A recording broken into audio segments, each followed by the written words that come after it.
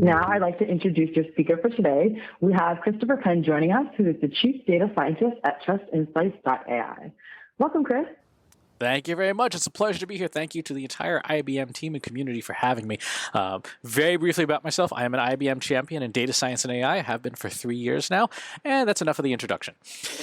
If you would like the audio recording, the slides, the AI-based transcript using Watson Natural Language Understanding, you can go to wherecanigettheslides.com, submit your information, and you'll get access to the materials as soon as they are available.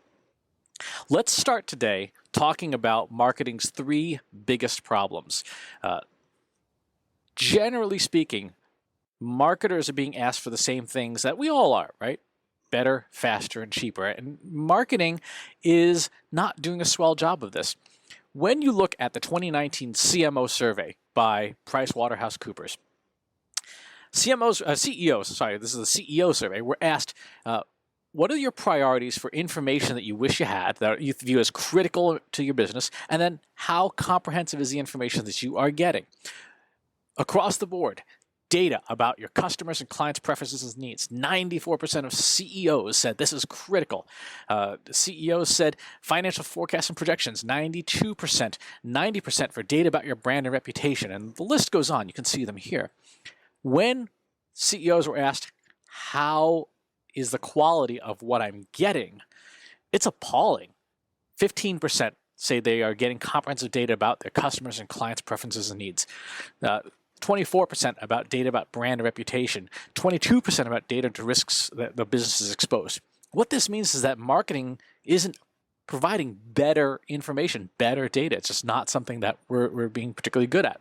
Are we using the data well?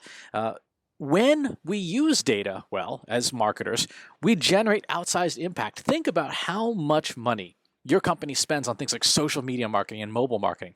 In the August 2019 CMO survey, Chief Marketing Officers survey, Duke University asked, to what degree does the use of marketing analytics contribute to company performance? 1 on a scale of 1 to 7, 1 not at all, 7 very highly. And CMO said, 4.1. It's a reasonably big contributor to company performance. More so than social media, more so than mobile marketing. Where are we putting our money?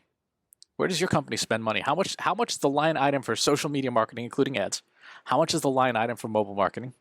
How much is the line item for analytics, for data? I guarantee you it's much smaller. In the most recent February 2020 CMO survey, I think the spend number was around 5% for analytics and data. It's really, really small. Why? Well, a couple of reasons. One, we're not necessarily comfortable using with data. And 2, even when we are comfortable with working with data, we don't make use of it to make decisions. When asked, CMOs said, what percentage of the time do you use marketing analytics for decision making, being data driven? You let the data do the driving. In August, 39.3%. In the February survey, which just came out, 37.1%. So just slightly more than 1/3 of the time. The other 2/3 of the time, we're guessing, making things up, going with our gut experience or the hippo problem, the highest individually paid person's opinion in the room. And so this leaves us in a really bad situation. So how do we get out of this? Well, we should use data science as one of the main components for making our marketing more effective. What is this stuff? There are a ton of definitions out there, some of them which are coming from very official sources like IBM, for example. But what is data science? The simplest way to put it is that it is meaningful insights from data using the scientific method. This is the essence of data science. And data science is composed of 4 main parts: business skills, scientific skills, mathematical skills, and technology skills. All 4 of these, when put together and combined, form data science. Because people love, especially in marketing, love to put cool labels on things, we should probably spend some time talking about what data science is not. What isn't data science? Data science is not 5 things. First, it is not analytics. Analytics is the process of unlocking value from your data, from being able to say what happened. Right? It literally comes from the Greek word analyne, which means to unlock, to loosen, to shake something loose. You have a thing, you shake it and stuff falls out of it. That's to loosen. That's what analytics means. Data science is not analytics. Analytics is its own discipline. It's very important. It's critical for business, but it's not data science. It's just the process of analyzing what happened. Data science is not reporting. Reporting and data visualization, again, essential practices. We're not saying that these are less important. They are not. They are equally as important as data science, but it is not reporting. Reporting is visualization and communication of data. You have to be able to say to somebody, hey, this is what we see. This is what's happening in a format that they can understand. Critical skill, not data science. Data science is not data engineering. Again, separate profession. The ability to work with systems, databases, and other data storage technologies is part of data science, but the management of those systems and such are the domain of data engineering. Data science is not statistics. Statistics is its own profession, discipline, school of thought. Very different. Data science uses and leverages a tremendous amount of statistical techniques, everything from simple linear regressions to gradient boosting and all these really cool things, but they have fundamentally different outputs. And of course, even though data science in the IBM portfolio falls under the data and AI collective, data science is not artificial intelligence. The fundamental output of AI is a piece of software. It's a model, right? It's a software that a machine wrote. The fundamental output of data science is a proven or disproven hypothesis. Now, the hypothesis can become the model, and so that's why you hear data science and AI grouped together a lot in thought, but they are fundamentally different things. And it's important to keep that in mind, because if you don't keep those two separate, you can be very confused about what it is you are doing. So those are the things that data science is not. We just want to be very clear about that, so that when we're talking with our colleagues, with vendors, we know what it is we're talking about. By the way, that knowledge also is super helpful for being able to tell whether a vendor is pulling the wool over your eyes. Why do we care as marketers? Especially since a lot of people got into marketing because they wanted to be creative. They wanted to explore their creative capabilities, and they were, for those of you who have a lot of gray hair, you might remember the old Saturday Night Live sketch with Chevy Chase where he's playing a presidential candidate and says, "So it's my understanding there would be no math on this debate." And a lot of marketers have that same feeling when they come to marketing analytics and stuff. Like, it was my understanding there would be no math in marketing. That was why I didn't take math in college. Well, it is part and parcel of data science. So why do we care? Data science gives us four things. It helps us accelerate decisions, make our decisions go faster. Being able to process a large amount of data and reach a conclusion sooner rather than later is one of the key benefits.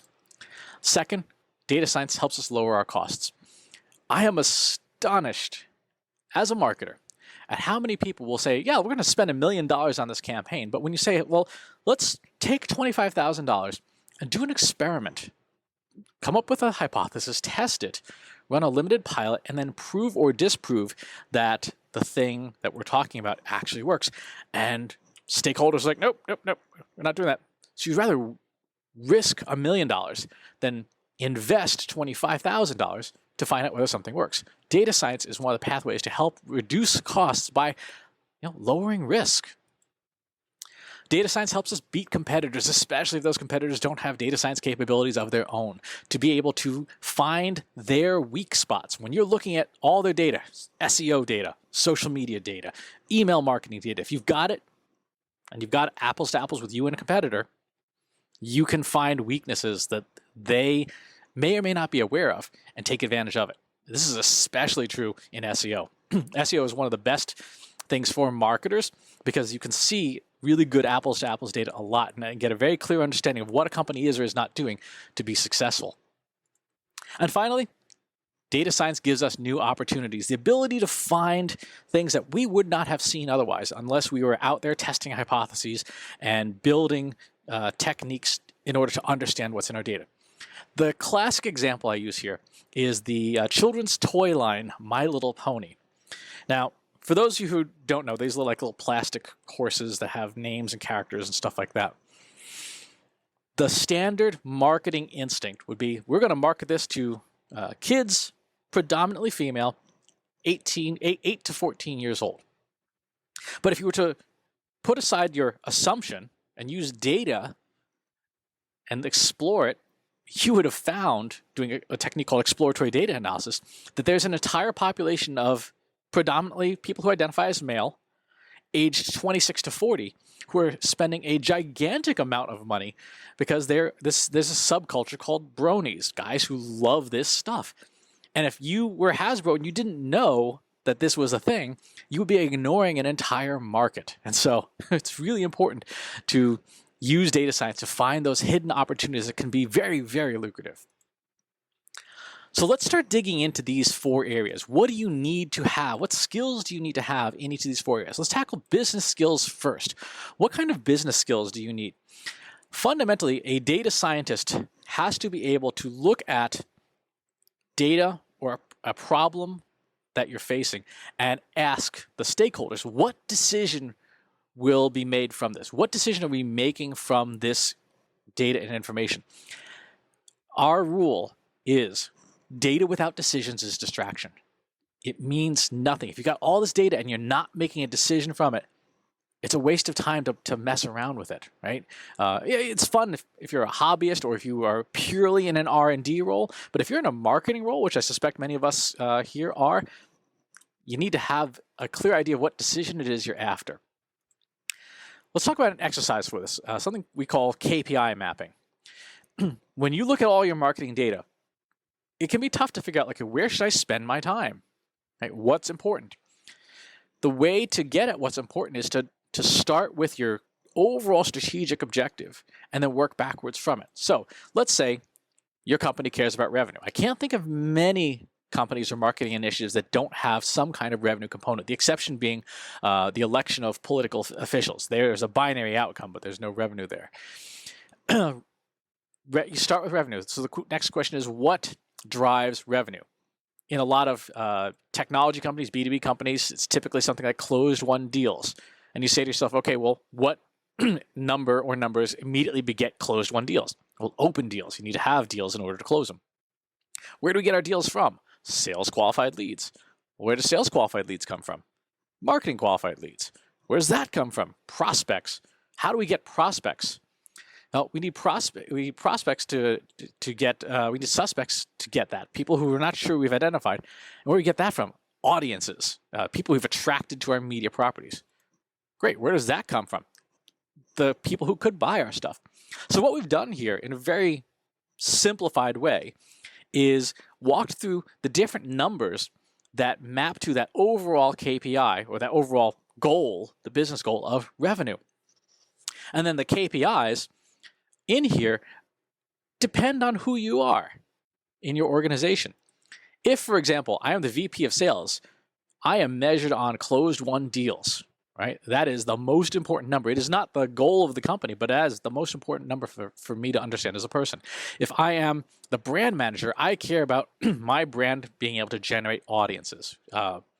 If I am the VP of marketing, I care about marketing qualified leads. That's what will help me get my bonus. A KPI is a number for which you will either get a bonus or fired for. A KPI is a number for which you will either get a bonus or fired for. And so when we're doing data science, a data scientist has to be able to look at the different metrics that are available, identify which ones are KPIs, typically by figuring out which person this is assigned to, right? Audience is not a KPI for the sales manager. Closed-won deals is not a KPI for the CMO. Having deep insight into the business problem you're trying to solve is how you create success as a data scientist. Without that, you're just messing around. And again, that's fine for R&D, but not for trying to solve real business problems that pay your paycheck.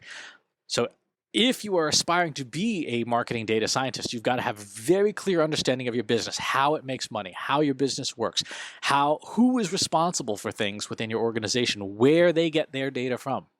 And that all starts from these business skills. The second area that we need to have fluency in as data scientists is scientific skills. Scientific skills all revolves around answering the question, is whatever it is we're investigating a reproducible answer? We are seeing a tremendous amount of discussion right now, because of current events, about research papers and findings and scientific literacy. And it's astonishing the number of people who do not have any kind of scientific literacy to be able to look at a study or a piece of research and say, yep, I could see how we could reproduce this study and verify its results, or not. Think about in your own marketing. If you just do some changes on the website and you're testing, buttons and colors and all this stuff, are your findings reproducible? The way you get to reproducible research is through the use of the scientific method. Remember, we talked about this at the beginning. Data science is meaningful insights from data using the scientific method. If you are not using the scientific method, you are not doing data science. If you're not using the scientific method, you are not doing data science.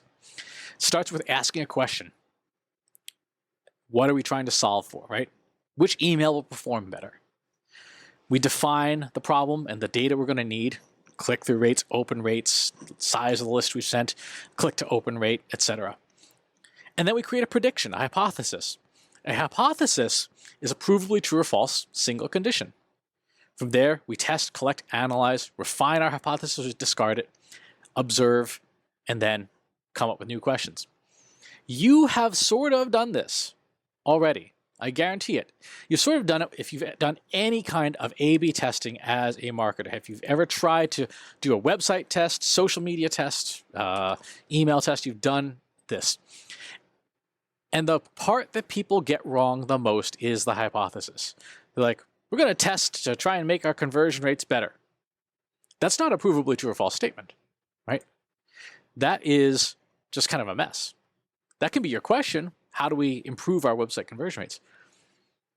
But our hypothesis has to be something like, we believe that red buttons on the website will increase conversions by 6%. That is a provably true or false single condition that you can then build a reliable test from. Now, the good news is a lot of the analysis and the collection of data and such is being done by software for you. So you don't necessarily have to do that part. This is an example of the free software Google Optimize for doing website testing. And in this case, I had a hypothesis about different things on my website. I wanted to test certain buttons and certain pieces of text, and it created a nice multivariate test for me and proved nothing.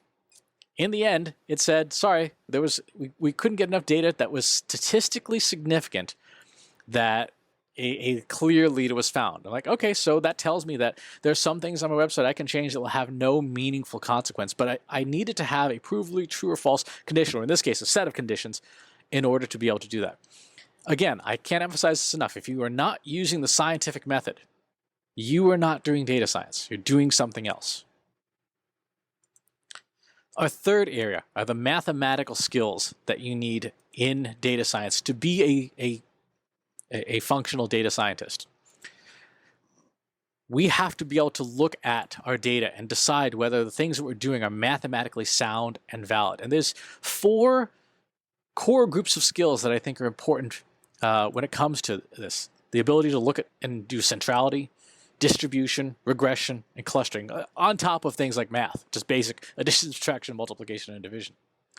But more than anything, there's a certain amount of contextual literacy that comes with your data. Almost every number that you look at in data science requires some kind of comparison and contrast. Here's an example. Here's some Google Analytics data from my website. 3,343 users, 3,100 new users, and here's the graph. What does this tell you? It doesn't tell me anything, right? There's no contrast, there's no comparison, there's no context to this information. It's just a bunch of information on screen. Now, if I were to add in last year, the same period of time, year over year, now I see something. I'm down 2% on users, down 3.56% on users. The previous year was better.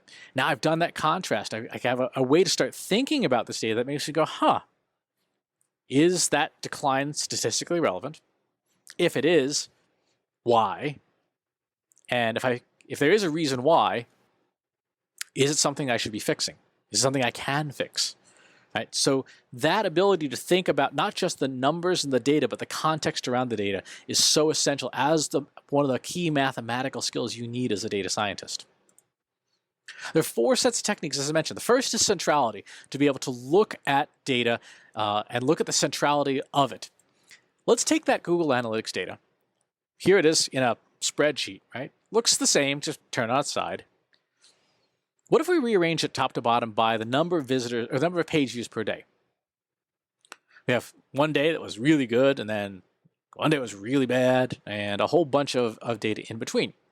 If I were to apply a measure of centrality to this data set, or several, I could start to learn things about it. So we have the 3 basic ones from Stats 101, mean, median, and mode. The mean is the arithmetic average. What's the average number of page views? The median is the middle number, which in this case is right here in the middle of the table between December 15th and January 3rd. And then the mode is the most frequently occurring number. When we see these numbers, again, with that comparison and contrast, we can start to make some interesting conclusions about this data. The mean is bigger than the median. And the further ahead of the median the mean is, the more it means there are outliers to the upper end of the data set. Here we have one day where there's a pretty big outlier, but now imagine 2 or 3 or 4 of those days, or one day where there was, instead of 1,000, it was 10,000 or 100,000. That tells us that there are more anomalies towards the top of the data set, which in marketing is typically indicative of you running very successful campaigns. A campaign, a big splash, a big launch happened, and your mean pulled away from your median. On the other side, if you went the opposite way and your mean was below your median, it would mean you have more outliers to the bottom. Things are really broken. And so even just something as simple as having the mean and the median on a very simple dashboard would tell you, I can see what's happening with my marketing. When the mean and the median are close together, it means there aren't a whole lot of outliers, which if you're not doing anything that would generate outliers, if you don't have any major campaigns, it's not a bad thing. But if you're running a whole bunch of campaigns, you're pushing really hard and you don't have outliers to the upper end, it means your campaigns are not being successful. So just these simple measures of centrality help give us insight into our data. Second technique, distributions. If I take that same Google Analytics data and I put it in buckets, say buckets of roughly 50 visitors. If you look, and I put this in a little bar chart by those bins, and draw a line over the top to try and capture the general curve of it, you can see it's kind of leaning towards the left. This leaning left or right in a distribution is something called kurtosis. And it, again, gives us an indicator about how our website is doing. And again, this applies to social media data, SEO data, email data, text messaging data, whatever you've got. You would apply these very simple mathematical and statistical techniques. When you have left-leaning kurtosis, that means that you have more data on the lower end than the upper end. It means your marketing is slowing down, and that's bad. If on the other hand you're leaning towards the opposite direction, you're leaning towards the right side, things are good. You have more traffic on the upper end. So again, this would be a very quick and easy way to visualize how is your marketing doing for any period of time. Our third technique, regression.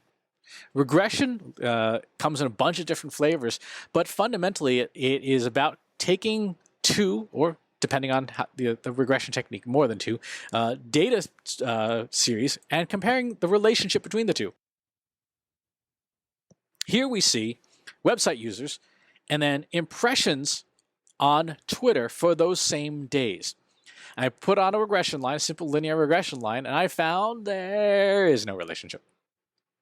What does that tell me? Well, as a marketer, it tells me that what I do on Twitter and what gets me website traffic are not related.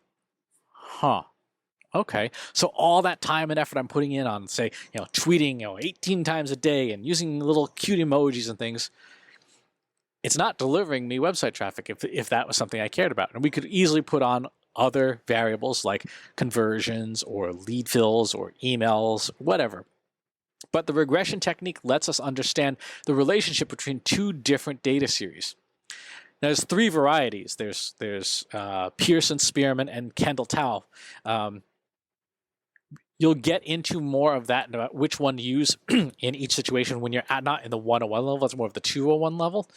But just knowing that you can look at two data series and see their relationship to each other. If this was a line, you set a line on the graph that's kind of flat. If it was a line going from the lower left-hand corner to the upper right-hand corner, that would be a perfect regression. It would be, as one series increases, the other series increases with it in step. And the opposite is true. If it was the line going from the top left down to the lower right, as one goes up, the other goes down. The line flat, no relationship. All right, so this is this testing this information out can figure out, no relationship.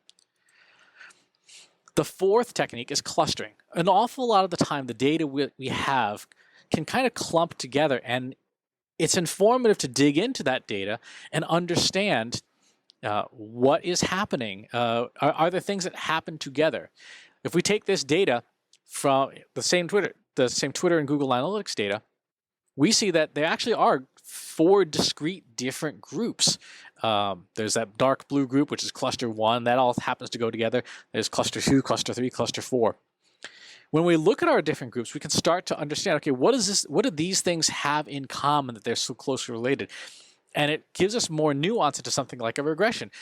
In the big picture, maybe there is no relationship, but are there certain cases where the Twitter content and the website traffic are related? In fact, if I slap some regression lines, I would see actually, there are a couple of cases where there's a lot of relevance. Cluster 4. What's different about that? So this is a technique that helps us ask more questions, dig deeper into our techniques.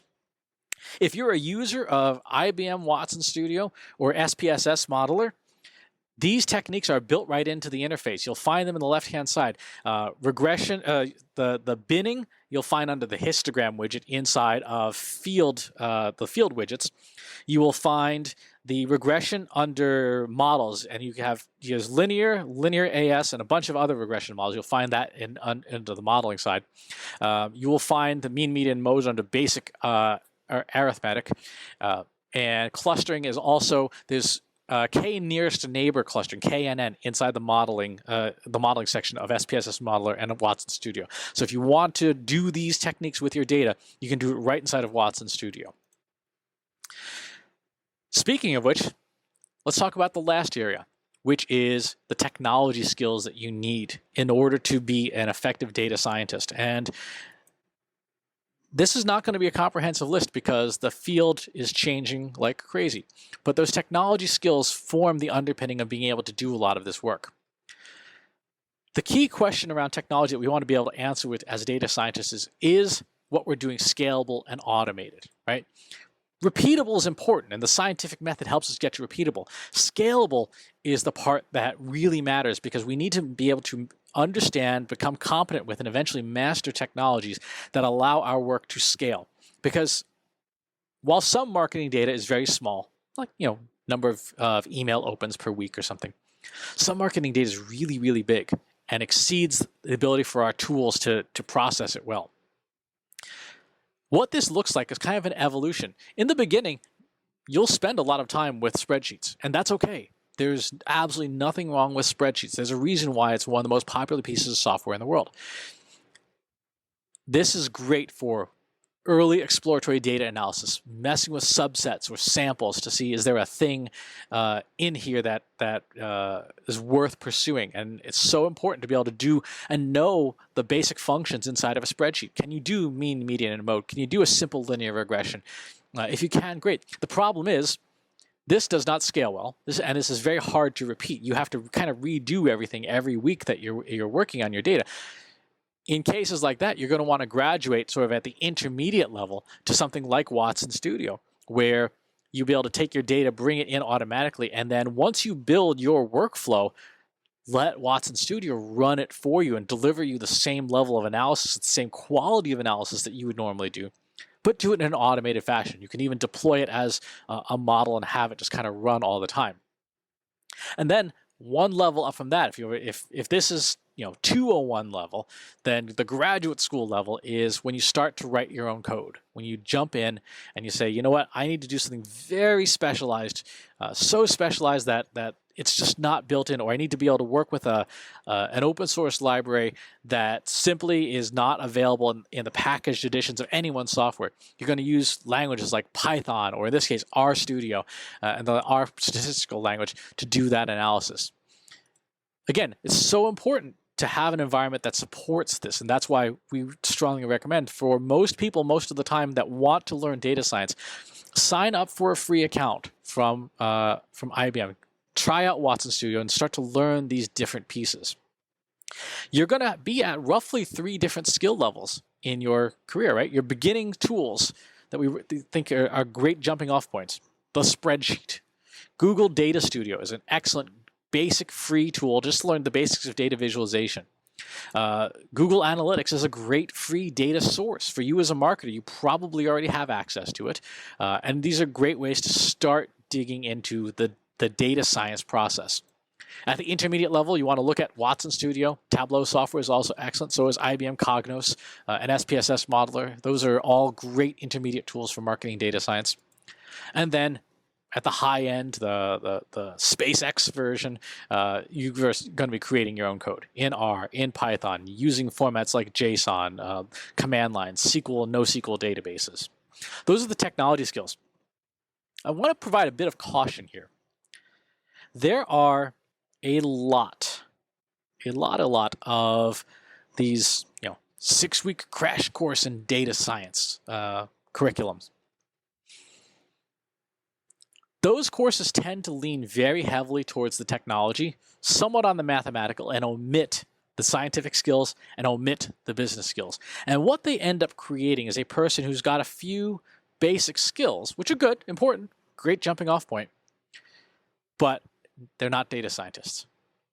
Would you go to a doctor who took a 6-week crash course in heart surgery?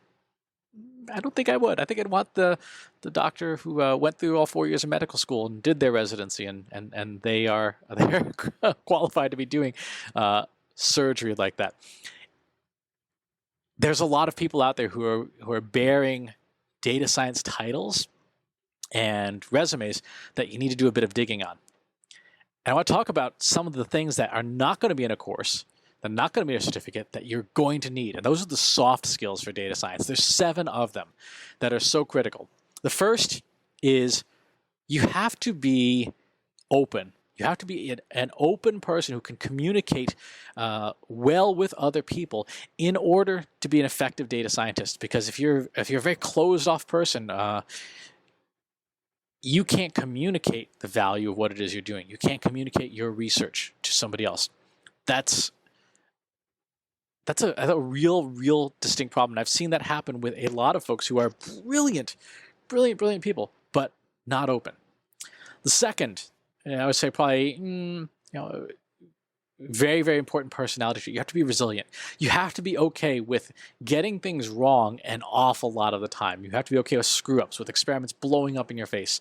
And not just be okay with it, but then get right back up and keep going. That's the resilience. Getting punched in the face, you just get back up and you keep on going. It's a personality trait that some people don't have. They have a failure and then it just crushes them.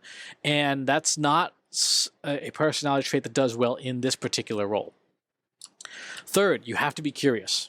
You have to be willing to want to dig deeper, to not settle for the first answer you get. And this is a flaw in most business today.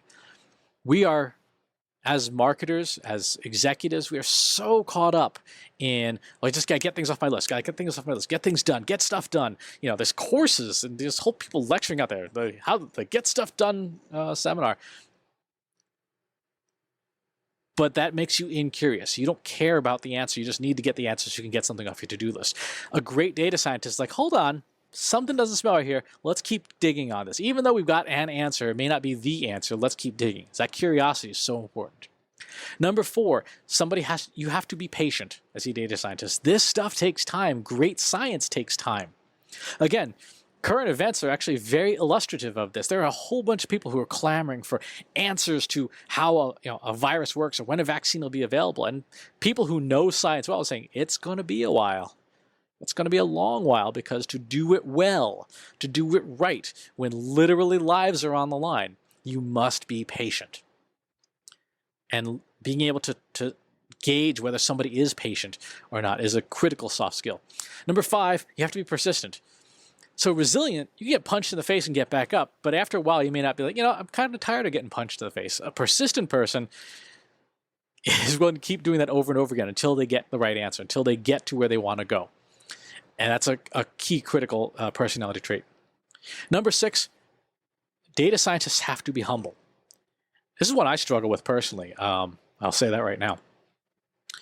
A lot of the work that we do in data science informs other parts of marketing, other parts of business. And it means that, guess what? Somebody else gets to take credit for your work. Like, your work enables their work. They get to look like the stars. They get to be in the spotlight. And you're like, well, I helped. Right? And you have to be okay with that. You have to be like, what? I am okay with somebody else's name being in lights as long as you take value and joy in the work itself, being humble. And the last trait, and it's so overused, it's such a trope, but it's also completely, totally true. You have to be passionate about data science. You have to be passionate about the tools, the math, the business, the scientific method. You have to love this stuff. You have to love it so much that you do it in your spare time for fun, right? I do a show on Saturday nights on Facebook called Saturday Night Data Party. It is literally me typing in, one or more statistical pieces of software. You can find it on YouTube if you want. Just messing around, playing around with it. Like, hey, is there a there there? This past Saturday, I was looking at SEO data and whether certain topics had a relationship to organic traffic for something completely unrelated to anything I'm working on right now, just because it's fun. I wanted to see, is there something in there? I love doing this stuff so much that it's entertainment for me. That's a personality trait that you have to look for too. And again, the reason you need to know these is threefold. 1, you need to know it to see if you are a good fit for this, if being a data scientist is important to you. 2, if you are hiring data scientists, these personality traits are things you have to screen for in the interview, because you may find, one of those 6-week crash course folks, and they may be technically competent, but they may not be humble, they may not be resilient, or they may not love this stuff, and so you may end up making a bad hire if you're not careful. And 3, if you want to assess the likelihood of success of a data science initiative within your company has to have these values too, right?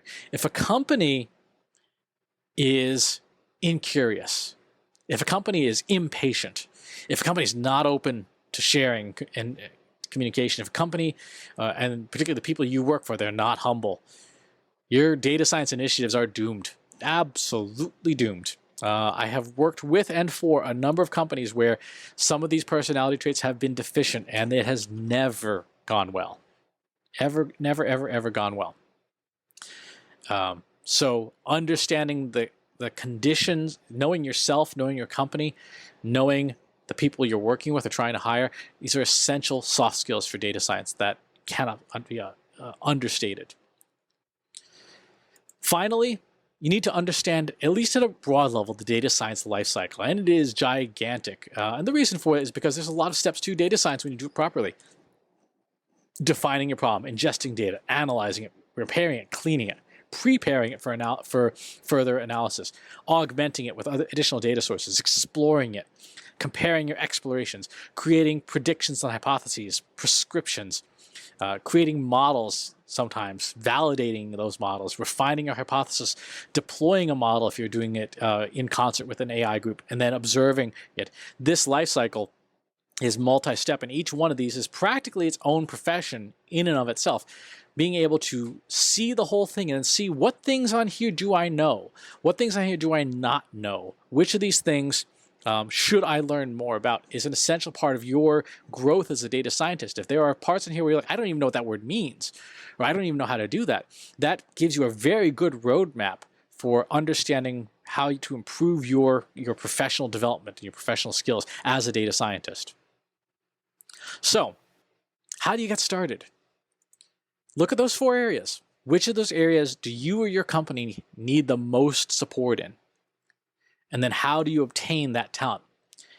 Somebody who is really good at all 4 of these is kind of a unicorn, and they're going to be expensive, like hundreds of thousands of dollars a year expensive. What is realistic for most companies is having a team of folks who have discrete skills, and then you have a very, very strong management system with it. So you may have a stats and math expert who you may borrow from the stats team if you have a statistics team. You have a coder you borrow from IT. You have someone who has a good scientific mindset, maybe who does a lot of conversion rate optimization. You have your business experts, your domain experts, people who know your industry so well that they can provide nuance and context. And then data engineering you may borrow from IT. You can create data science capability as long as you understand how the different pieces relate and interact with each other. You don't have to try and cram it all into one person. It typically, like I said, they're very, very hard to find. Qualified data scientists themselves give you a sense. I believe it was IBM that did this study in 2017. There were, at the time, 8,500 people who were qualified data scientists with 4 years or more of experience in the field. And there were 14,000 marine biologists. So more people know about whales than data science. It just gives you a sense of how rare this talent is. So in a lot of cases, you're going to be sewing it together. And that's okay as long as you understand what the things are that you're supposed to be looking for and how they relate to each other. But most of all, to circle back from where we started, it's all about understanding that data science is the meaningful insights you derive from data using the scientific method. If you're not using the scientific method, you're not doing data science. If you'd like, again, as I said at the beginning, if you'd like to get the slides and the audio and stuff when we post it up in just a little while, the slides are actually available right now. If you go to wherecanigettheslides.com, they're a PDF file. I think it's like 20 megabytes. And if you'd like a book to read about this, you can read AIforMarketersBook.com. Want help solving your company's data, analytics, and digital marketing problems? Visit trustinsights.ai today and let us know how we can help you.